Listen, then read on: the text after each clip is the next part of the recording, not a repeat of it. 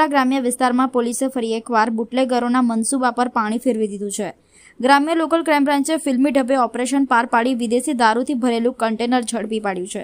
ભારત મિલ તબિયત ટોલનાકા નજીક પોલીસને મળેલી સચોટ બાતમીના આધારે કાર્યવાહી હાથ ધરાઈ હતી। તપાસ દરમિયાન બહારથી ખાલી દેખાતા કન્ટેનરમાં અત્યંત આધુનિક રીતે બનાવાયેલા છુપા ચોરખાના મળી આવ્યા।